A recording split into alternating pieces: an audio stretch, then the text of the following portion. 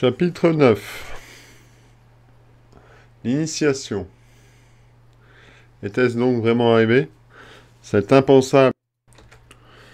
Chapitre 9. L'initiation. Était-ce donc vraiment arrivé? C'est impensable qui pour moi avait d'abord été répulsif, ensuite tentation, besoin vital, enfin délivrance pour continuer à vivre, à espérer et à aimer. Avais-je été atteint? J'ai été prise d'une autre vertige, et ma vision s'est à nouveau brouillée. La clairière que j'avais à peine entrevue, avec sa lumière balafre et ses fougères, n'était déjà plus là. Je me suis senti très mal. J'avais dû faire un trop grand saut dans le vide. Quel orgueil avait été le mien, l'espoir de me faire absorber par la réalité du monde des humains, afin d'y apprendre à respirer la vie. Autrement était certainement aussi insensé que celui qui aurait été de chercher à monter vers le monde des grands lumineux. Monter ou descendre, c'était d'ailleurs une question que je ne m'étais jamais posée. En voulant rejoindre l'homme, m'attachant si soudainement à Baldrim, est-ce que je faisais un mouvement de descente ou de montée? Ceux qui avaient été les miens ne pouvaient voir cela comme une chute, c'était évident. Mais que disait l'ordre des mondes? Où se tenait la réalité des réalités? Faudrait-il encore que Michael pour me le dire? Mon malaise ne voulait pas s'estomper. Je ne me voyais plus rien et les vertiges m'emportaient toujours plus. Michael, sans doute, m'aurait-il simplement que la réponse devait jaillir de moi, parce que tout ce qui m'avait fait bouger, me rebeller et faire un pas dans le vide était toujours monté de mon intérieur. Dans cet effrayant vertige qui n'en finissait pas, j'ai eu progressivement l'impression que mes idées parvenaient malgré tout à s'ordonner. Au cœur de ces moments décisifs, j'ai alors vécu d'incroyables percées de conscience, des sortes de coups de soleil sur mon âme qui lui faisaient perdre ses pans entiers de son ancienneté réalité. Aujourd'hui, je me suis demandé pourquoi il fallait toujours penser en termes de monter ou de descendre, en plus ou en moins, en bien ou en mal. Ainsi, la question de la possible infériorité du monde de fer ou de l'hypothétique supériorité par rapport au monde elfique m'est apparue stupide. Les mondes, les univers, étaient-ce ce qu'ils étaient?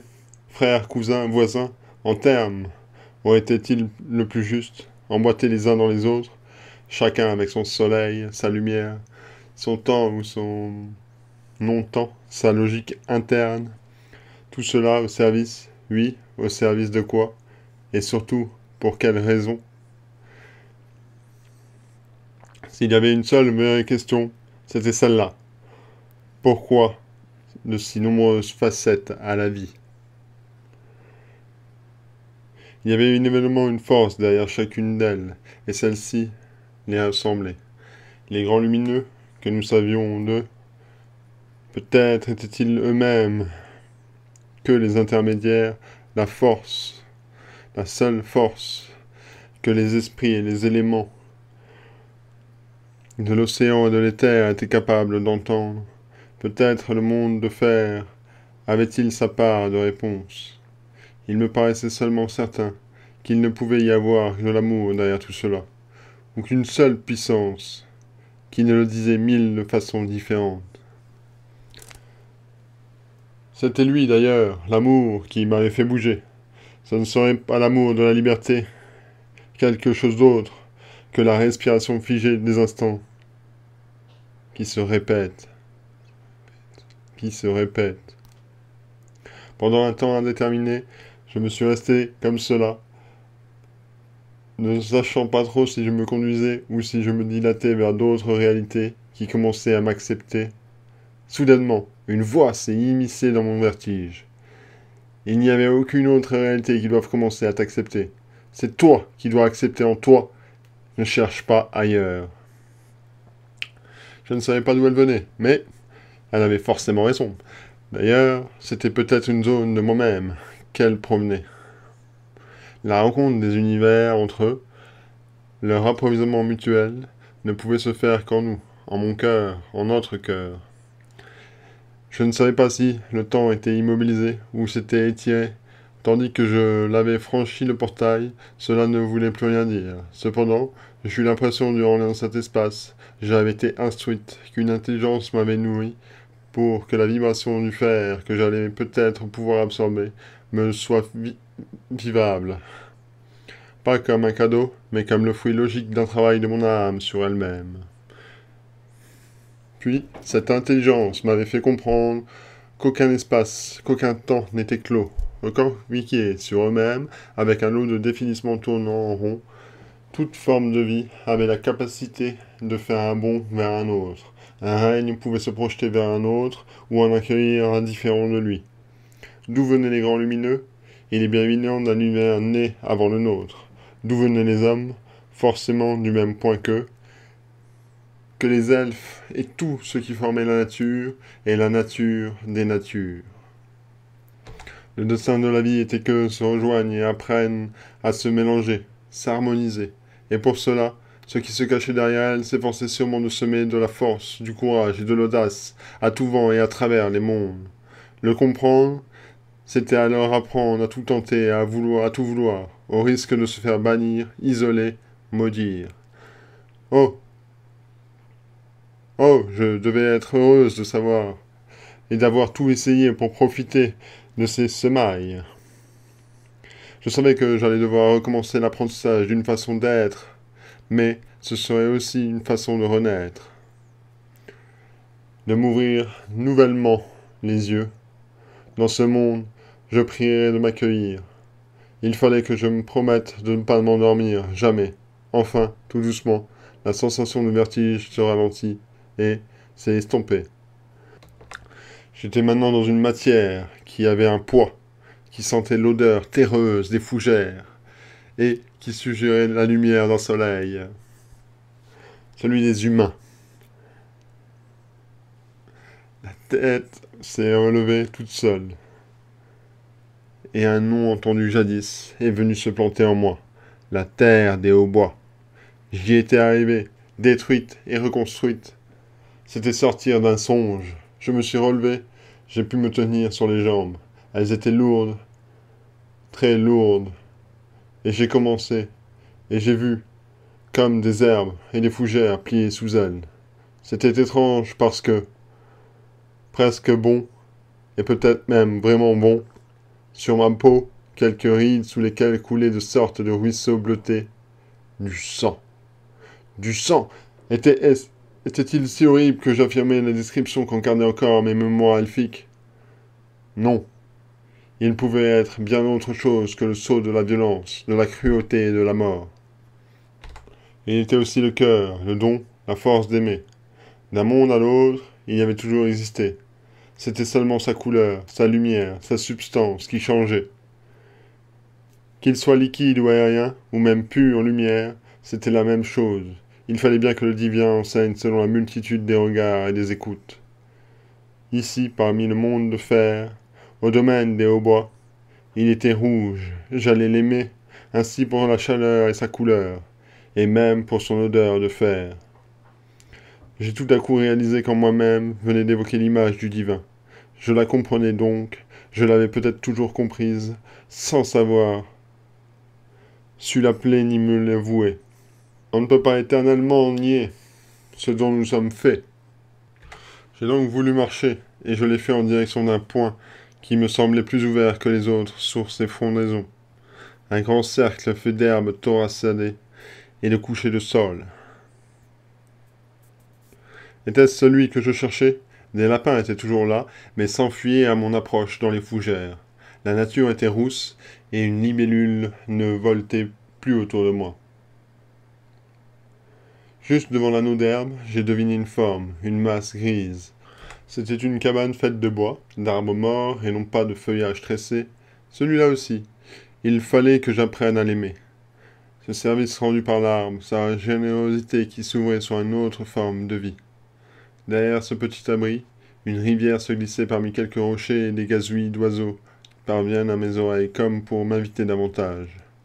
Je me suis encore avancé, gêné par le bruissement de ma robe sur le sol, puis je me suis arrêté un moment pour la regarder. Cette robe, jusque-là, je ne m'en étais pas soucié. Je l'ai touchée. Elle était rude, un peu terne, semblable à une mousse de la saison violette. Elle était simple, en fait, je me suis dit qu'elle avait juste besoin d'être aimée pour ce qu'elle était. Chez les humains, un végétal tissé. Là aussi, un don de la nature. Alors j'ai repris mon avance vers la cabane. Il y avait bien contre elle une sorte de siège creusé dans le reste d'un tronc. Une silhouette s'y était assise. C'était celle d'un vieillard abandonné à son sommeil. Je m'en suis approché, mu par une sorte d'instinct. J'ai cherché le visage en partie caché par le long cheveu blanc embroussaillé. Je le connaissais, j'en étais certaine. Tout d'un coup, j'ai aperçu la marque d'une grande veillée, cicatrice sur la joue droite. J'y suis resté interdite. C'était Baldrin, mon tendre Baldrin. Il était maintenant si vieux. Instantanément, quelque chose au très fond de mon âme s'est mis à pleurer de joie de le reconnaître en vie. Jamais je n'avais pensé pouvoir retrouver mon aimée, puisque les salamandres m'avaient prévenu. Elles n'avaient aucun pouvoir pour décider du destin des âmes. Une voix s'est alors infiltrée dans ma tête. Comme un cadeau, oui, cette voix c'était bien celle de Michael. Michael continuait à me guider, tout en demeurant invisible. Oui, c'était certain maintenant. Te voilà enfin ainsi arrivé à mon nouveau port d'attache. C'était à travers ce monde de terre et de sang, maintenant que la vie prolongea et que ton âme fleurira autrement. Le libre arbitre que tu vas y découvrir offre une si multiple chemins. Tu vas les vivre, sombres ou lumineux, comme les nuits et les jours. Tu as franchi définitivement le portail afin d'y marcher, tel un pèlerin conscient d'être un. Toutes les trajectoires sont les maîtres enseignements. Ainsi s'exprime le principe solaire. Gwenedis, il est partout et constamment à l'œuvre dans l'univers. Et il laisse chacun visiter tous les recoins de son inconscience, puis de sa conscience.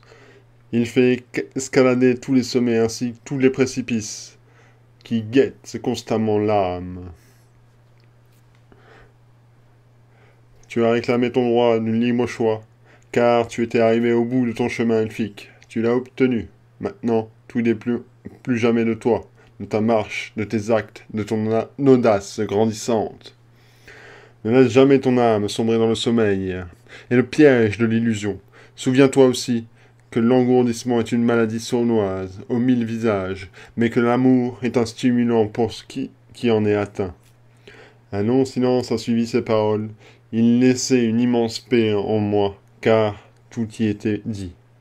Je me suis agenouillé face à mon ami, habillé de ses vêtements de peau d'animal et de lambeaux et de tissus décolorés. Il avait tellement vieilli, il semblait si abattu, hélas. Allait-il me reconnaître? Je me suis mis à espérer qu'il attendrait quelque chose sur son banc improvisé. Baldrin, Baldrin, mon ami, ai-je murmuré à son oreille, tandis qu'il somnolait toujours. Il a enfin entrouvert les paupières lourdes, surpris par le son de ma voix. Ses pauvres yeux étaient meurtris par le chagrin. Son regard avait perdu tout son éclat, voilé par le désespoir. Sans doute, combien de temps était-il passé pour lui depuis que les veilleurs l'avaient jeté dans le sas? Il avait terriblement changé, tout en restant le même. Peut-être 100 ans humains, me suis-je dit. Le temps dont j'étais extraite était tellement différent de celui-ci. Me reconnais-tu, Baldrin? Ai-je répété plusieurs fois en prenant son visage dans mes mains. J'ai contemplé chacune de ses rides qui sillonnaient sa peau, ainsi que son petit soleil, qui, comme des rayons inachevés, cernait son regard. Et je les ai tout de suite aimées, ces rides. Oui, elles me racontaient une autre histoire, la douleur de notre séparation.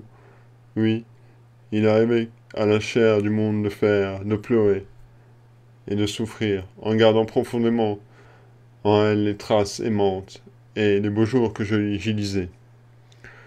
Gwenedis, c'est donc toi? A fait Baldrin d'une voix pâle. Ainsi, mes prières ont été entendues. Oh, j'ai bien cru que je n'allais plus jamais te revoir.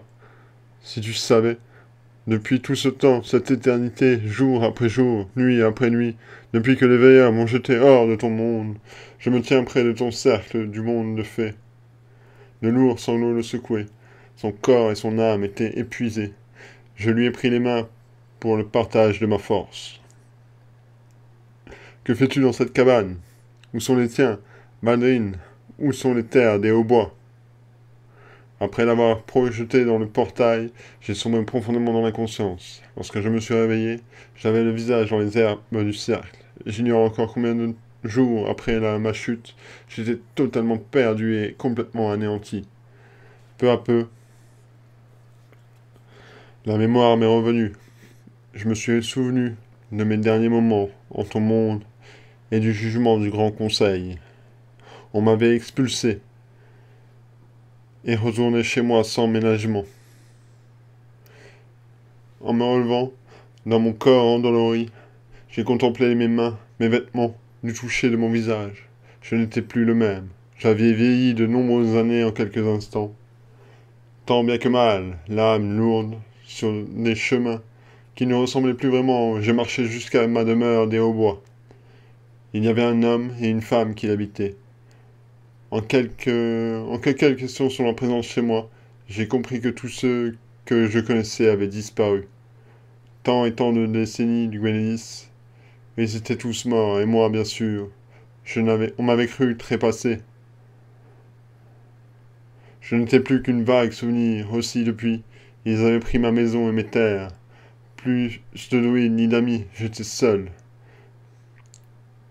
Je, je n'étais plus qu'un vieillard réduit à mendier. Par bonheur, l'homme qui avait ma demeure m'a alors proposé cette cabane sur les anciennes terres pour y dormir et m'abriter des intempéries. Il vient souvent me voir et m'apporte de la nourriture, quelques pots et du bois pour me réchauffer, puisque maintenant je suis trop faible pour tout faire moi-même. Les animaux sont mes seules compagnies, désormais. Je n'ai plus rien, mais cela m'est égal. C'était toi, Gwenédis, qui avait rempli mon cœur et qui me le faisait respirer. Mais on nous a séparés. Je n'avais vraiment cru à ton peuple guerrier à ce point. Notre amour était une faute impardonnable, et je devais périr pour t'avoir aimé. Mais tu vois, je suis là. En écoutant le récit de Balduin, je me suis mis à rêver à mon monde, du temps où les elfes s'envoyaient des images d'âme à âme, des images qui exprimaient tout, sans rien trahir, rien imiter, et surtout sans mentir. Que lui est-il arrivé? À lui aussi. Pourquoi?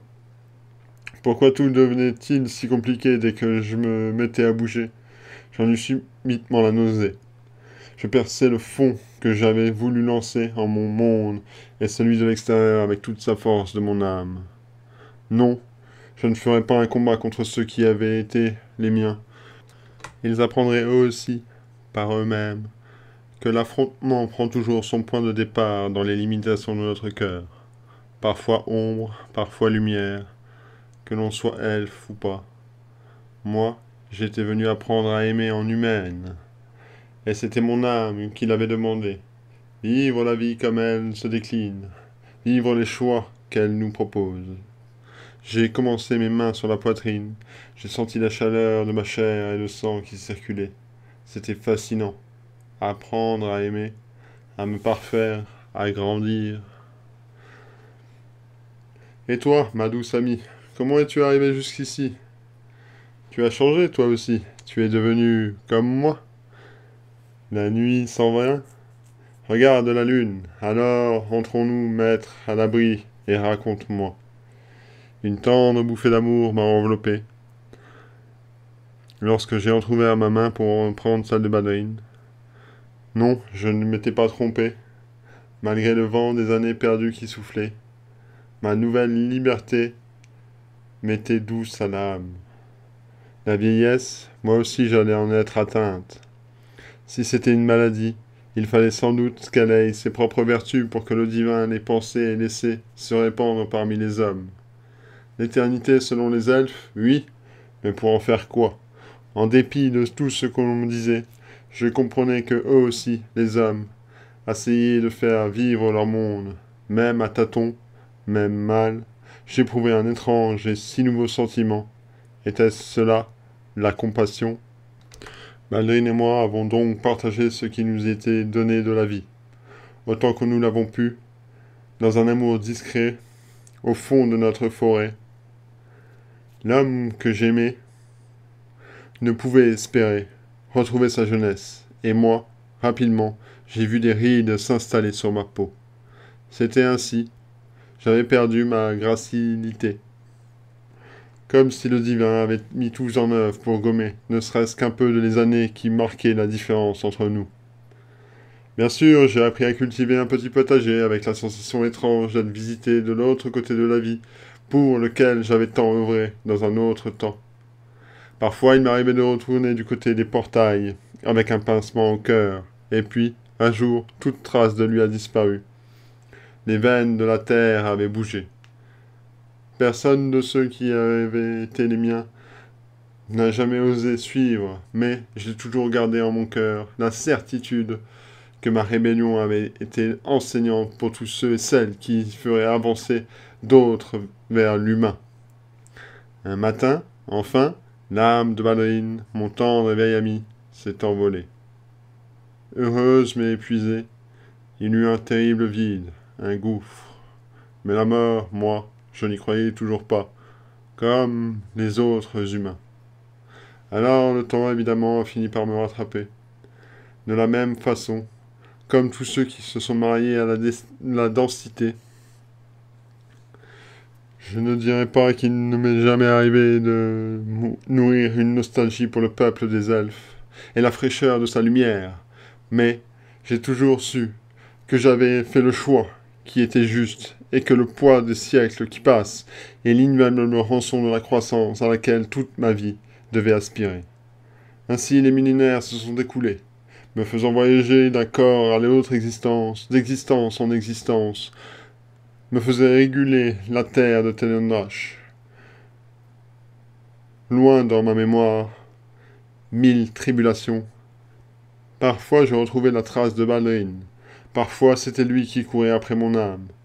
Nos vies à toutes, nous les humains, sont toujours à l'image d'un dédale au cœur duquel nous nous débattons. Non seulement pour trouver l'autre, mais surtout et toujours pour se retrouver nous-mêmes. Et puis, comme une réponse à une vieille et douloureuse intrépidité, une vie, différente de tous les autres, m'a enfin été offerte. Il y avait 2000 ans, sur les bords d'un lac en Galilée,